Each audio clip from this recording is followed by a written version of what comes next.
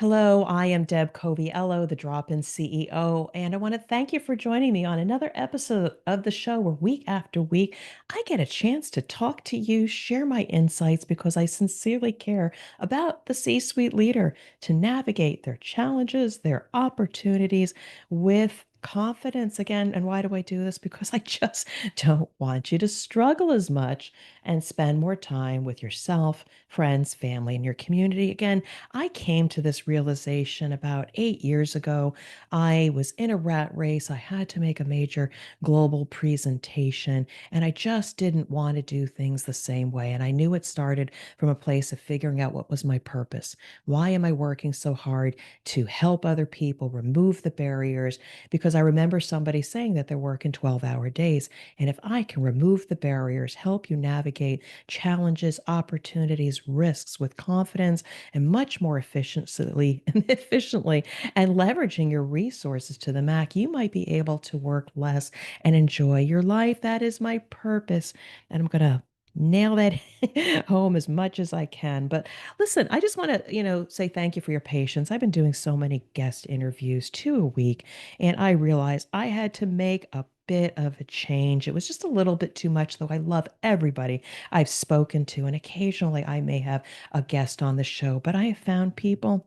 Gina spoke to me and says, Deb, I miss your solo podcasts. And so I am going to spend a little bit of time talking directly to you. And virtually I'm listening to you, but it would sing to my heart if you actually reached out to me and says, hey, Deb, let's talk. Or would you please listen to my situation? Because as much as I am a talker, I have always been a talker. I am a deep listener. And in that process, I can see you. I can see you for the gifts and the opportunities ahead of you that you can't see. It's just this thing I've got. And when you find out you have a gift, lean into it. And again, so that's why I'm here today. I've seen challenges, opportunities, and I want to share the best I can with you. Today's topic is, I made it up, planetary leadership. But before we get into what, Deb, is planetary leadership, I just want to share a bit about myself because, again, I think, I'm a real person. I may be branded the drop in CEO, but there's a lot going on with myself. And so maybe I'll catch you up a little bit over the past 4 or 5 months of what's going on. I have been downsizing a little bit, not networking as much, but networking with a critical few. I care about everybody. I'll talk to anybody, listen to anybody, but I did have to kind of downsize it because it just gets exhausting after a while networking without really being laser focused. I've been doing more gardening. The tomatoes are starting to show up on my plants, not too many peppers. The animals have not gotten to my vegetables yet, so that's a blessing. Doing more cooking. And by the way, planning for the next curling season. And if you didn't know I was a curler, give me a call. We'll talk about what that is. But, one of the things I talk about is I've been investing in my well-being. You got to be disciplined to keep your body going. And by December of last year, I lost about 25 pounds. I was so thrilled. And then I was stuck. Nothing would change. And then my daughter got me into this boot camp where it's a 30-minute workout. I have been going 5, 6 days a week.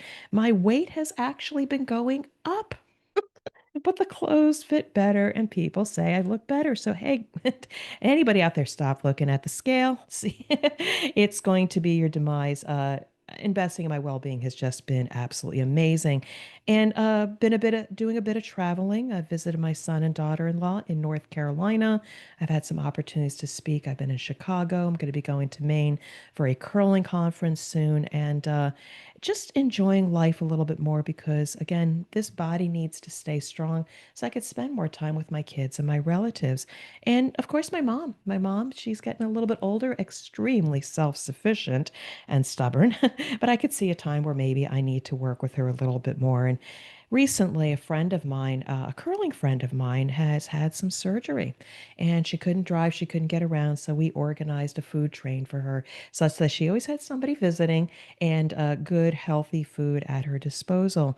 So, the last thing I wanted to share with you, though, is put this out there is that even though I am a drop in CEO and I drop into businesses and help them with technical issues or leadership or what have you, I've been really leaning into the fact that you like listening to me or that I'm a really great panel moderator for which I've been hired. And, I'm wondering if I'll never be a keynote speaker, but there's something about my voice. And when I show up as a podcast guest, a host, or a panel moderator, it's a superpower that I've been leaning into. So you'll start seeing a little bit more about Deb Speaks, some updates to my website. Amanda Lunn is going to help me market a few things, but Deb Speaks is becoming a thing and more to come on that. So, just catching you up on a little bit what's going on in my life and hopefully you get a chance to share a bit with me, but I think the most important thing is what I can share with you, so a trend that I am seeing. I call it planetary leadership. It is about taking a risk in hopes the planets never line up. Taking a chance that the plants will never line up is exactly so they disregard a risk. Now, if you listen to the news, you hear about certain, I don't know, airline companies or engine companies or food companies that, there are indicators in their ecosystem that the wheels are starting to fall off the bus.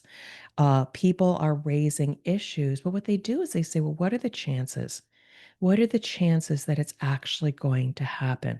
It might be a severe issue. They will absolutely not. Yeah, that's a pretty important thing. But based on what they see, and it hasn't happened in the last 20 years, and you really don't see it, it might not be that big a risk, even if it gets out.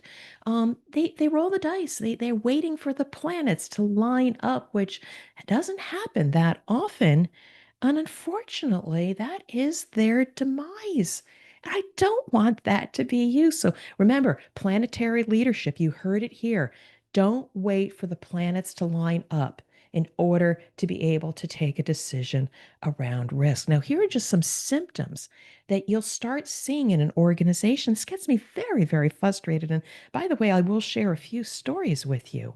But, here's the thing I want to just point out is that you hire talented staff.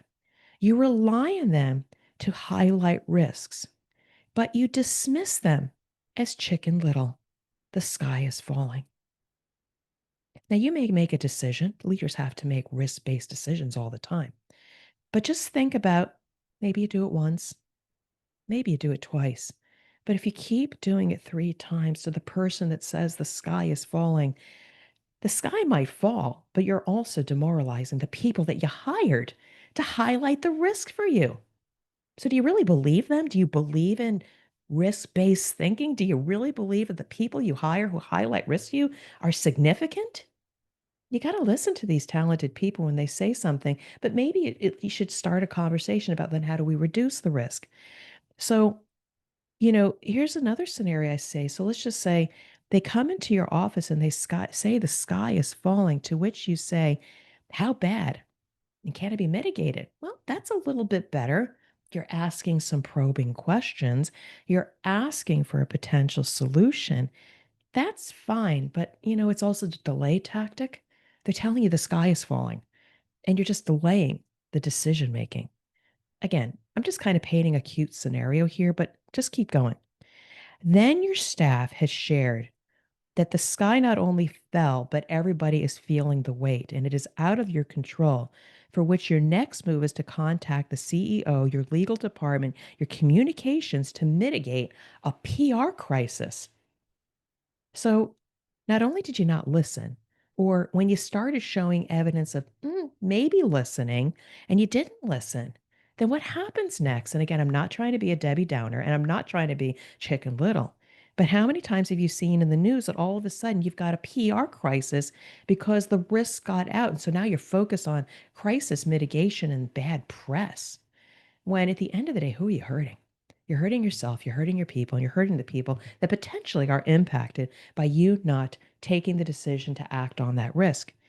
And it's all because you're a planetary leader waiting for the planets to line up as an obscure possibility. And then it becomes your reality. Now, I'm smiling here if you're watching me on the YouTube channel. I mean, I want to get your attention. That's all I want to do is get your attention because I have seen these mistakes being made. And again, I'm going to dress this up a little bit so I don't, impact anybody that I may have had these experiences with, but this is generic to everybody where there are risks in an organization. And I want you to think about where you've been faced with a risk and who have you been as a leader? Did you work through the risk? Did you help your team mitigate the risk? Did you even listen to them? Or maybe you need some ideas on how to manage it because this is one of the hardest things as a leader is to how to manage the risk, not slow down the supply chain. You got people breathing down your neck to get results. You got to keep your customers happy and you got to make these hard decisions. It's the hardest thing that we have to do as leaders. But I will give you just one example here where I, as a leader, may have took a little time. I eventually got the cavalry to help me, but I had a situation in an organization where the ecosystem or the construction of the site was not of a good design.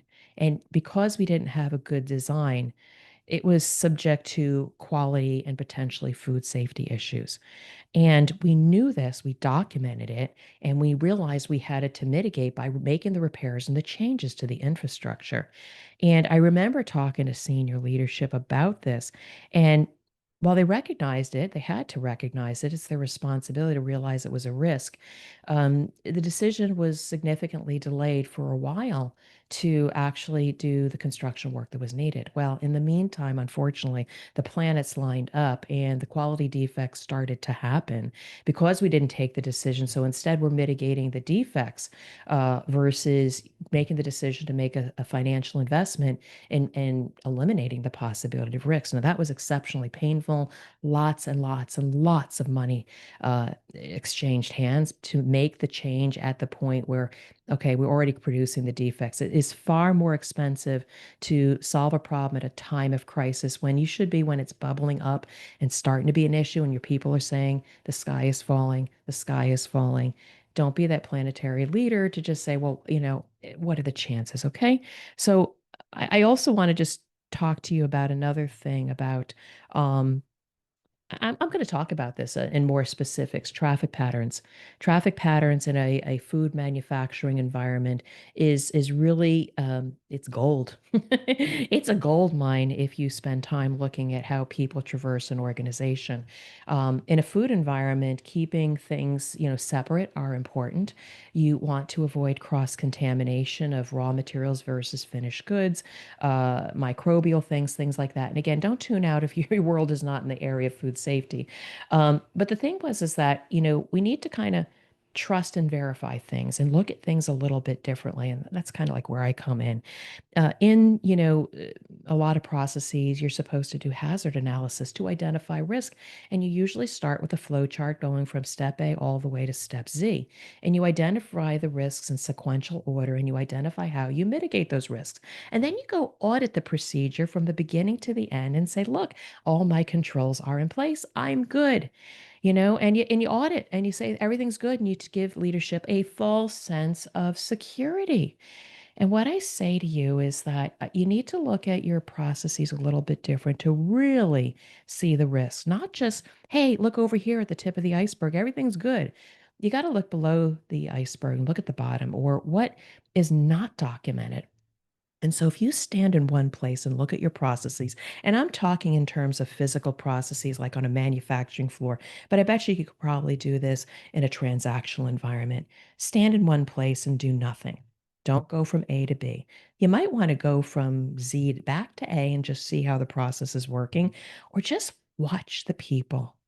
Watch the people walking back and forth from their workstation to the equipment, to the bathroom, to the utility closet, to the utility worker, going into quality, going upstairs to talk to their boss. Look at the traffic patterns, and you will see a world that you never expected. Wait a second. That's not in the procedure. Wait a second. We're supposed to not do that. And I see you doing something that, oh, it's not even documented in the process. I promise you, if you as a leader spend a little bit of time watching your processes, trust but verify. Are they working as they should, or are there non standard interactions between the process that you trusted and what is actually happening in real life. It is an eye opener. I promise you, you will see things that you won't believe. And then you're going to realize you have a lot more risk in your ecosystem, in your business, in your manufacturing floor that you never realized. Now, I'm not trying to paint a negative picture, but I'm just wanting to say that you shouldn't go at things alone. You shouldn't trust your old playbook. You shouldn't just trust your people. Be part of the process, verify, and you're going to see more risks and be a smarter leader when it comes to your decision making. Planetary leadership is about listening to the feedback of your people and considering it and being part of the solution of how do you mitigate, reduce risk, detect the risk early on, design it out, design for manufacturability, design it out of your product, and be part of the solution versus being dismissive. I want you to also, again, as I get you to try to move away from planetary leadership, but be the leader that you need to do, is start thinking about different ways because you can't do it yourself. Please don't do it all yourself and make all the decisions. Get your team to help you make the decisions. You need to have forums that where you can look at risk in your organization, prioritize them, and systematically mitigate them. I advise you to test your systems, do a mock recall, do a fire drill. Uh, what if the worst case happens, like Mother Nature, lightning strike, the power goes out? Are you protected? Think about cybersecurity penetration testing to your system. Have somebody try to hack into your systems and see if you are protected. I also want you to create the behaviors of people identifying risks often, but teaching them not to just cry wolf or be chicken little, the sky is falling, but teach your people to think about if they see a risk, first of all, celebrate it. Thank them for bringing forward a risk, but also then celebrate it, give them recognition, and then ask them what they think should be done and help them to improve their thinking about identifying risk or how to present it in a way that gets people's attention, because that's an underdeveloped skill. People can say the sky is falling, but then you don't know what to do with that information. But if they can put it in the context of what's the risk, what's the opportunity, what is the magnitude, what is the impact on their end customer, oh my, then they can paint a picture and be more influential and feel more confident that they can say something is a risk and actually get the attention of leadership. You can evolve those skills and people become part of the solution and you become part of the solution versus hoping and wishing the planets don't line up. So I share this with you because I don't want you to call me when you're in a crisis. Now you can call me. I'll be there for you. But it's much more expensive and you've done so much more damage if you wait till the crisis happens versus I'm not sure I'm protected. I think I know what the risks are, but I'm not sure.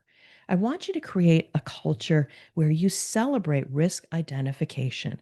I don't want you to wait for the planets to line up and then you're that business that's in the news.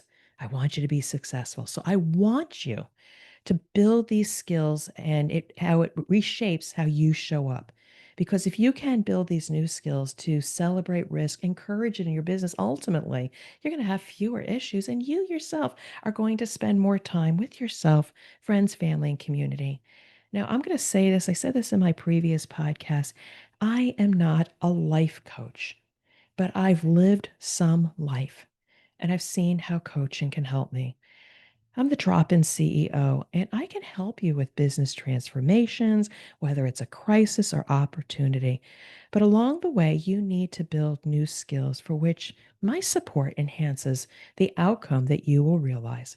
Now, I want to thank you for joining me in another episode. But before I leave, I've got a special gift for you. If you go to my website, dropinceo.com/gift, there you will find the first chapter of my book, The CEO's Compass, in PDF or audio form. I also have curated a few of my favorite podcast episodes. Just they're around leadership, and just you could download them for free, listen to them. I mean, I know you can go to any of your podcast platforms and go through my 539 episodes, but I think if I've taken the time to put together some of my best ones, and I really would like to offer that to you as a gift to inspire you and get you to think a little bit differently. But I just want to say thank you. Thank you for listening, but also I want to thank you. for taking the time to invest in yourself and think about who you are as a leader. Do not be that planetary leader, but be the leader that leaves a legacy by shining a light on others, lifting them up, and helping them to behave, think differently. Um, and again, it's a gift that you have to give them, but I want to give you a gift and see you succeed. So I'd love for you to reach out to me if you are ever in a place of just feeling a little uneasy and you need somebody to talk to. Reach out to me, Deb Coviello. But I just want to say, just thank you for joining me this week. And I just want to wish you well and much success. And I'll see you in the next episode.